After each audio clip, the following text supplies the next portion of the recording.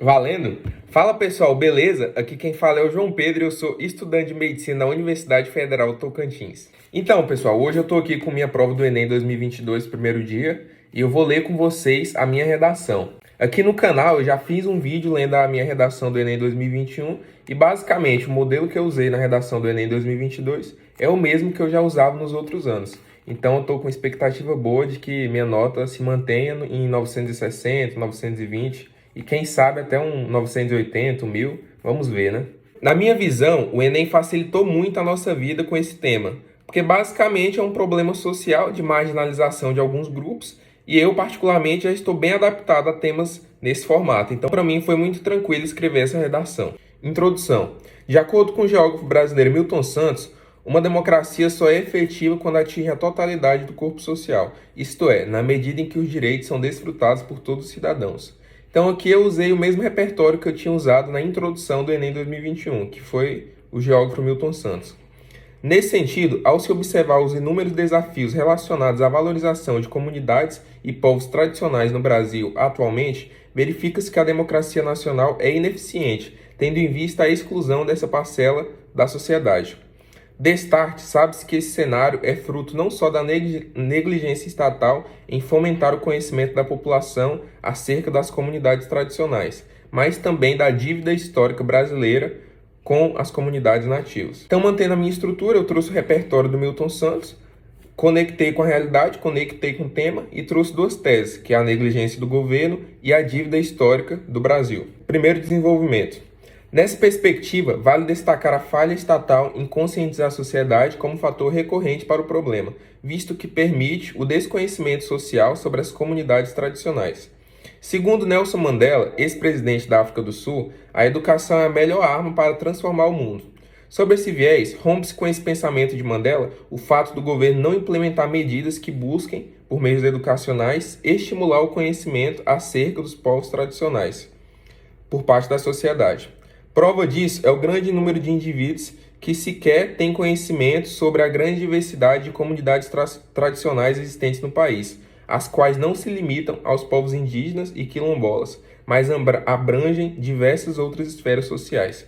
Com isso, a desinformação sobre esse tema tão importante é mantida, fazendo com que a valorização das comunidades tradicionais continue distante. Segundo desenvolvimento. Ademais, o processo histórico enraizado no país fomenta a problemática, tendo em vista a manutenção de costumes excludentes na sociedade. Em 1500, com o descobrimento do Brasil, a população nativa passou a ser amplamente explorada pelos colonizadores, dando início a uma condição perene de isolamento e marginalização desses povos.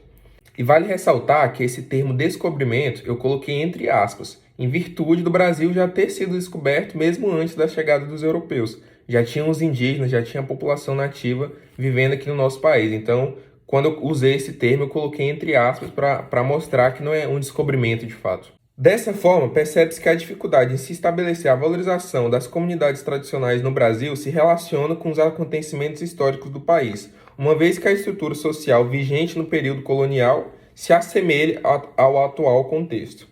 Bom exemplo disso são as lutas enfrentadas pelas comunidades tradicionais na garantia da manutenção e preservação de seus territórios, sobretudo em decorrência de expansão de atividades produtivas, como o agronegócio. Assim, nota-se que o cenário desafiador vivenciado por esses povos, que resulta de centenas de anos em condição de submissão, potencializa a exclusão desse grupo social. Então, basicamente, nos meus dois desenvolvimentos, eu trabalhei as minhas duas teses. No primeiro desenvolvimento, a falha estatal e agora, no segundo desenvolvimento, a dívida histórica do nosso país para com as comunidades tradicionais. Conclusão.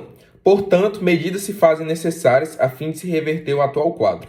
Assim, o Ministério da Educação, esfera federal responsável pela formação educacional dos indivíduos, irá promover nas escolas palestras que debatam acerca da diversidade existente entre as comunidades tradicionais, mediante a participação de representantes de cada um desses povos, objetivando fomentar o conhecimento e a valorização da população tradicional por parte da sociedade. Além disso, o Ministério do Desenvolvimento Social irá maximizar as ações já existentes que buscam reconhecer e preservar os costumes e as condições vivenciadas pelos povos tradicionais, o que será feito por meio da atuação da CNPCT, que é a Comissão Nacional de desenvolvimento sustentável dos povos tradicionais e indígenas, visando reparar os desafios históricos e atuais enfrentados por esses grupos.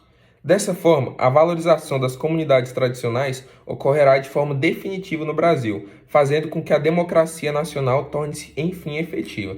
Então, aqui na conclusão, eu trouxe duas ações que seriam feitas com o intuito de mitigar o problema e terminei aqui o meu texto deixando ele cíclico. Como eu falei no vídeo passado, o sagrado corretor. Então, na introdução eu tinha falado sobre o Milton Santos, que ele fala sobre a eficiência de uma democracia.